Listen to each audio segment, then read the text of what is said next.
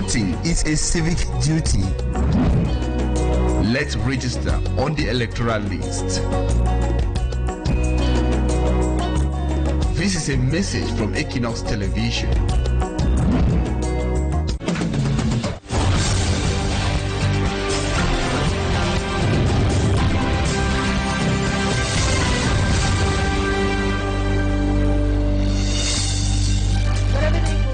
Gentlemen, thank you so much for joining me on yet another edition of the 6 p.m. primetime newscast. We are broadcasting live from my headquarters right here in the economic capital city, Douala. First, our major stories. Uncertainty reigns in Yala Yata, a neighborhood in Mora subdivision, far north region of Cameroon. This follows a deadly confrontation between security elements and suspected terrorists. At least 3 persons got killed in the course of the violent clash. Away from that, security forces thwart an attempted coup d'etat in the presidential complex in the Chadian capital, Jamina. At least 18 assailants and the presidential guard got killed with many others injured. Those are top stories. Stay with us for greater details.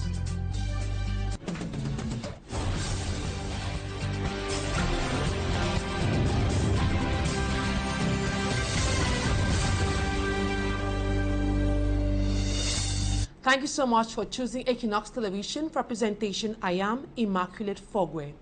2 security elements and another vigilante committee member have been killed in the course of an attack that took place in the locality known as Yala Yata, that is found in the far north region of Cameroon. This follows a security raid that took place in that part of the country. We have greater details with A.C. Luciliengo. On the night of January 7 to 8, 2025, around 1 a.m., a gang of 7 armed individuals stormed the residence of a trader in Urogedem, located in Pete subdivision, Diamare division. The unidentified individuals had as intention to kidnap their target. Against all odds, the victim managed to escape from the kidnappers and immediately alerted the local gendarmerie brigade. A joint operation was launched. The gendarmes traced the suspects to a village called Yala Yata in Mora. Surrounded by security forces and the vigilante committee, the suspects unleashed a violent shootout. This tense atmosphere resulted to the death of 2 alleged terrorists and a member of the vigilante committee, while houses were set ablaze. Ramener la sécurité dans notre département, n'est-ce pas? Oui, voilà. Donc vous allez vous calmer. Nous on va faire tout le travail. Magnia, the commander of Mayo Sava Gendarmerie Company, head of the operation, calls on the population to be calm, promising the reinforcement of security measures. An unfortunate incident happening over there in the far north region of Cameroon. Now to something else. The name of the new chief of Maimen village will be made public on Friday, January 10, 2025. Ahead of the proclamation, a group of people from Maimen village staged a protest march at the esplanade of the Southwest Governor's office, asking the top authority of the region to put to order in the village. 2 consultative talks had already taken place in Maimen village, and it was organized by the divisional officer for Nguti subdivision and Tengeneng Kevin Oben. Smajikan Gabriel has greater details. We are not begging to belong to this village. And we cannot miss this process. There will be a process for there's no process. The tussle of who to sit on the throne of Maimen village seems to be not over yet, notwithstanding 2 consultative talks organized by the divisional officer of Nguti subdivision, Ithengenen Kevin Oben. The latest twist of the tussle was a demonstration that was staged by some disgruntled people from Maimen village at the esplanade of the governor of the Southwest region, Bernard Okalia Bilai. Recently, the unhappy people from Maimen say the way the consultative talks was carried out was unfair. SGO in Bangan, he used a list of kingmakers that was given to him by the various families in Maimen. But when the deal came, he said he was working on a court judgment. I don't know when that court judgment came. So it is worrying. Now they want to hide behind anybody who will be made a chief so that they can go free without being noticed.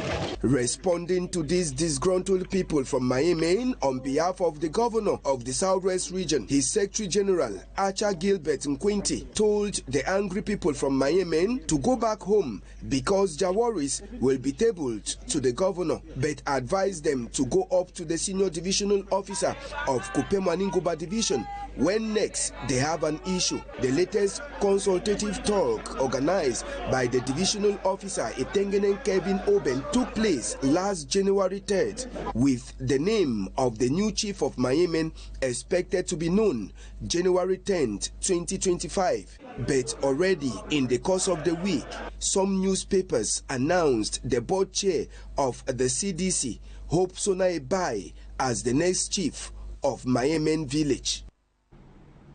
Smart Jikan Gabriel reporting there. The Cameroonian community in Dubai is rocked by an allegation of a financial scam implicating a Cameroonian-born expatriate. In a viral social media revelation, the Cameroonian is accused of duping his countrymen of money close to 3 million francs CFA. He denies the allegations, calling it a blackmail. Femi Armstrong Sanda has greater details.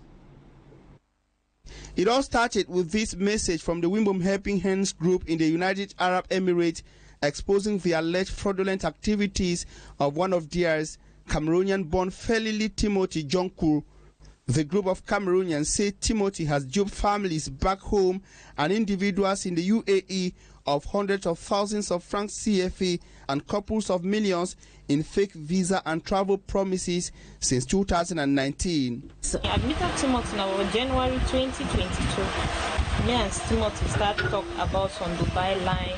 Timothy take money, 200,000. Say he actually gave for Atlas on one, like he did a part of my own money. Early 2024, Timothy contacted me and proposed that I should come and meet him in the US. The money was 6 million, so he requested I give him 3 million and he will complete the money. When I get to US, I work and I pay him. So the total money I sent to him was 1.7 million. Get to a point where Timothy was only promising me without doing anything that he had promised. I was so frustrated. He said that I should go through Dubai and work and meet him in the US. So I said, okay, no problem. At that time, he requested for 300,000. I sent him 250,000. He said, okay, I'm going to travel in the next 1 week. But I was surprised that I had to stay in Cameroon for more than 3 to 4 months. So I was so frustrated and I had to do it myself. Responding to community representatives in Dubai, Junku undertook to repay his victims beginning December 2024, but failed. Timothy take money from me. I not ever believe say if it been a scam. I want to realize where I don't already send the money for Timothy. Be 1,800 dirhams, that is equivalent to 320,000 francs CFA. Following a social media publication, several other alleged victims began revealing their sad experiences with the man Junku Timothy, based in Al Ain in the UAE. When Equinoxe Television contacted him, Mr. Junku Timothy brandished a disclaimer accusing his accusers of blackmail, though without denying that he collected money from these individuals. Amidst the counter-accusations, his unending number of alleged victims increased their calls on Emirati and Cameroonian authorities to intervene and help them recover their monies. The difficult living conditions of Cameroonians forces many to scramble for bags of rice in Yaoundé at a fair organized by the Minister of Trade and Commerce. A huge crowd gathered to purchase rice or bags of rice at cheaper rates. Many who were there say they went back home very disappointed because they were not able to even get a bag for their family members. Greater details with Mala Glory. A huge crowd of people shouting and squeezing desperately, each struggling to be noticed. This group of persons, most of whom are women, are scrambling for a bag of rice.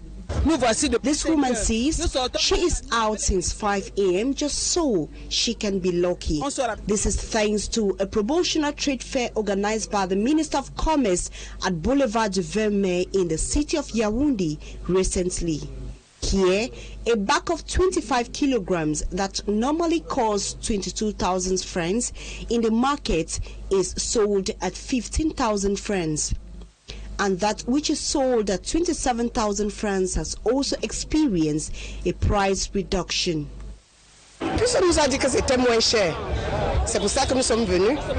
The people complain that businessmen and women have taken over what is meant for household to benefit on. The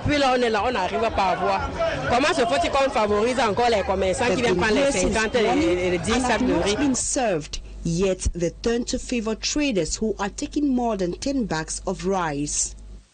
Only one thing can justify the presence of this large crowd at Boulevard du 20 Mai. La famine parce que maintenant là, il n'y a pas moyen. Le plantain, je ne peux pas toucher. Le macabo même le famine and hardship, she says, has brought them here, and because of the increase of the prices of some food items in the market. Barricades are planted around the area to contain the crowd. But unfortunately, some who manage to pass through may still go home unlucky. She says from 5 a.m. till midday, they have not been served. According to many, they are saving for the year 2025, which might be more challenging than the year 2024. On to other news, residents of Konjok are raising grave concerns on the dilapidated state of the bridge linking Konjok and North Makumbe in the Camp Division, Lithura region of Cameroon. The population say the bad state of the bridge has greatly contributed to worsening their already difficult living conditions. We have greater details with Siri Chaputio. Inhabitants of Konjok and North Makumbe say they are suffering because of the dilapidated bridge that helped the population move from Konjok to North Makumbe. To cross the bridge, one has to pay 500 francs.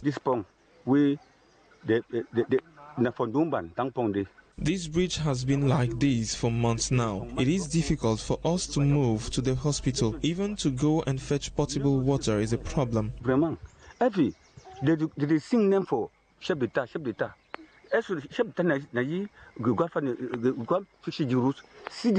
After we face difficulties to cross the bridge, we come across a barrier where we are asked to pay 500 francs before moving.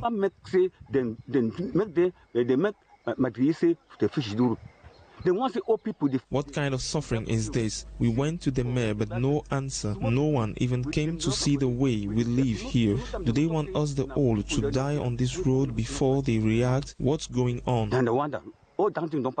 Having sent a complaint to local authorities, the inhabitants call on the government for help in the development of their area.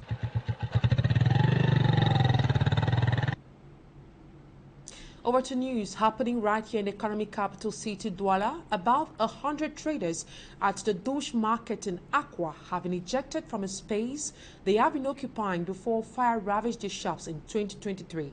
Chinese businessmen to whom they were leased a portion of land allegedly met with authorities to send the traders away. Notified on Wednesday to quit the area, the traders were bundled out of the land on Thursday by security forces. Innocent Azer reports on the situation of these traders. They are about 100 business persons who were victims of a devastating fire at the Douche market in Accra, Douala on December 17, 2023, forced out of a family land on which they have been running their economic activities before the fire incident. This is a result of the partitioning of the family land between two brothers after the inferno. One of them decided to lend his parcel to Chinese businessmen without the consent of the traders. They only learned of it when on Wednesday they received an order from authorities to quit the parcel of land the next day, being this Thursday. Un document que ça venait du service du gouverneur.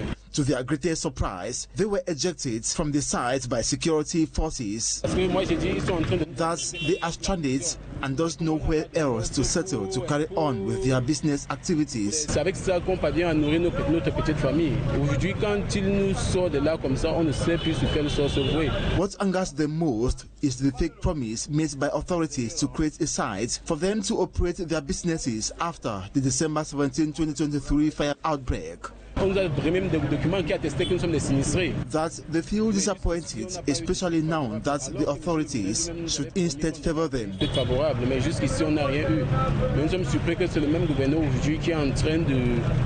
de nous faire sortir du local. Without any voice or force, the traders could only carry their goods and quit the site. But to well, they don't know. Ils sont en train de nous appuyer et on ne sait pas à quelle source vouer. Le bailleur à qui on versait de l'argent, lui ne nous dit rien. While these traders are in the middle of confusion, others on the portion of land unleased continue with their economic activities unperturbed.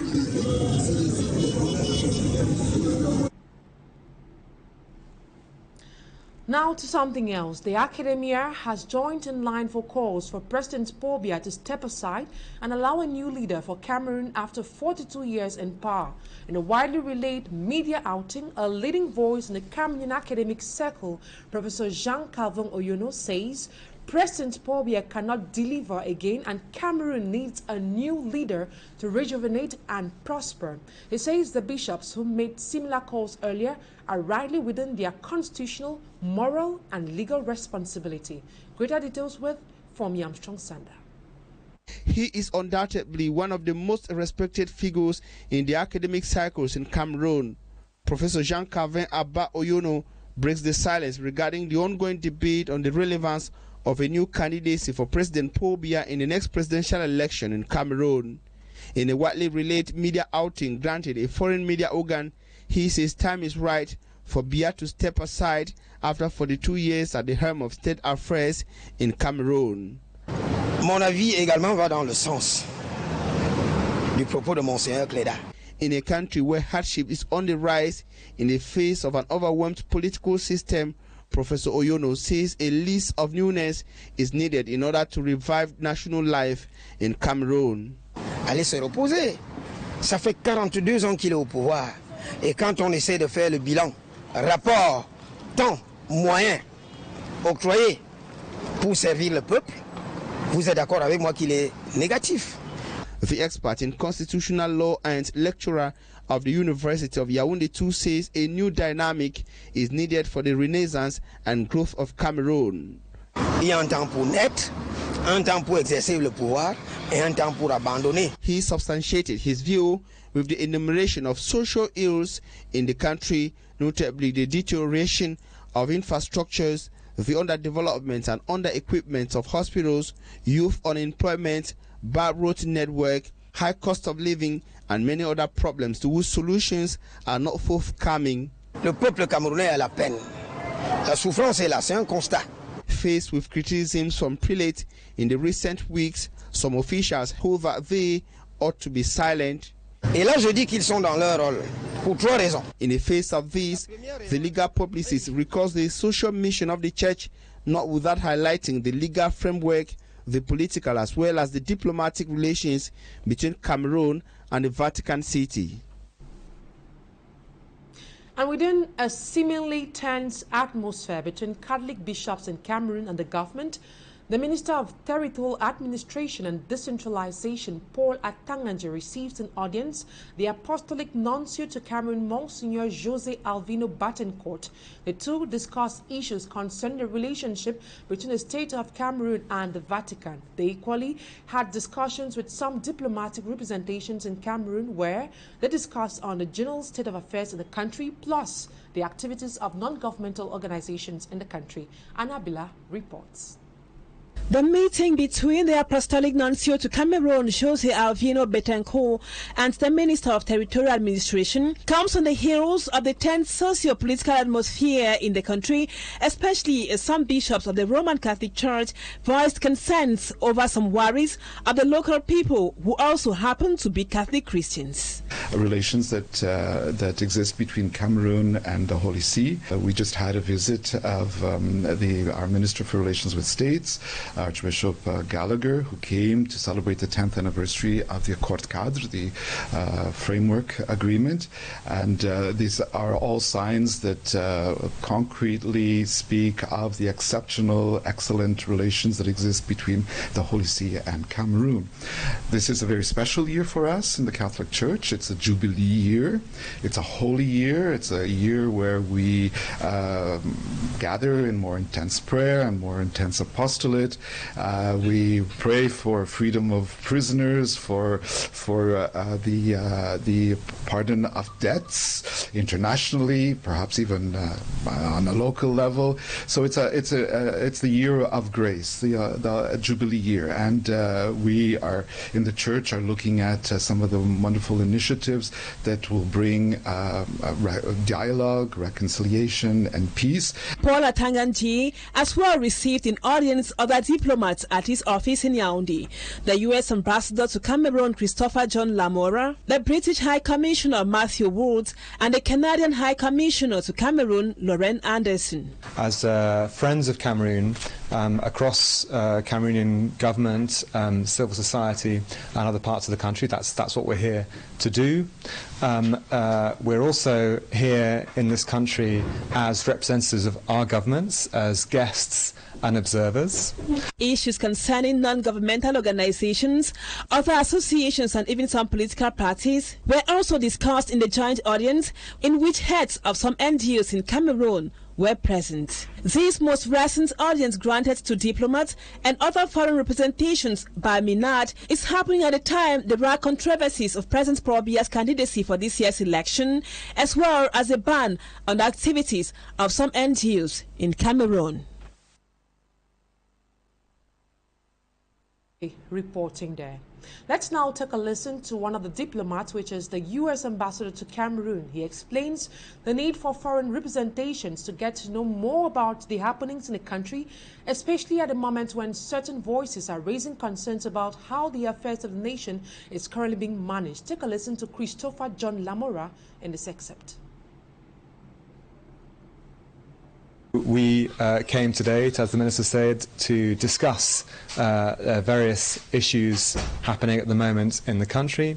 We talked about, we wanted to understand what had been happening recently across different issues, and it's our role really to ask questions and ensure that we do understand what's happening so we can reflect it back to our own capitals. We talked about we tried to understand the legal frameworks here, and we also had a very interesting discussion, certainly for the Canadian High Commissioner and me as fellow members of the Commonwealth of Cameroon, about the importance of ensuring that dialogue is inclusive and touches on all elements of society. And now Minister Paul Atanganji, Cameroon's Minister of Territorial Administration, on his part tells us more on the result there of the joint audience he had with the Apostolic Nuncio and the ambassadors in Yaoundé. Let's take a listen to him in this excerpt. You understand that we are at the beginning of a new year. We have some issues on board.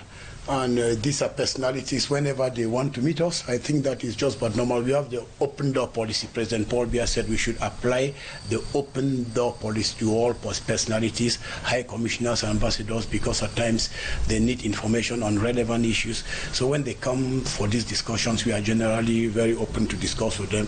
We have current issues, and you know, the Minister of Territorial Administration, we talk about associations, political parties, churches, and we have a variety of issues. So when the personalities come, it is just but normal for us to discuss and clarify certain issues. So basically it was nothing very, very strange, but it's a kind of a routine conversation and a routine meeting. Now we move straight away to religion. Bishops in Cameroon have refreshed their memories of the legacy left by the late Christian Cardinal Tumi. This was during a dinner held at a banquet hall named after the fallen prelate in Boya. It was also attended by the governor of the Southwest region, Benau Kalabilai, and other important dignitaries of this region. Our Southwest correspondent Rex Afon has greater details. After long hours of deliberations behind closed doors, the bishops have come to once more remind themselves of the life and deeds of the late Cardinal Tumi. This facility, named after the departed prelate, with strong pillars, symbolizes the strong impact he had in the life of the people around him and beyond. Because the Holy Spirit, who is the Lord and the giver of life, fill you with abundant blessings and make you strong always. Amen. Amen. All the bishops of Cameroon dined here tonight, and it was an honor for me as a child of the late Cardinal Tumi Christian. For me, it's an honor because having all bishops of Cameroon under your roof is unbelievable. It's almost unheard of, and I got that privilege tonight. And I give God the glory. My help is in the name of the Lord. Peace be with you. Bow your head for God's blessing. The Roman Catholic bishops of Cameroon for a week are in the capital of the Southwest region, Buea, to discuss issues concerning the Catholic Church in the country, not leaving out the socio-political happenings of the state in general.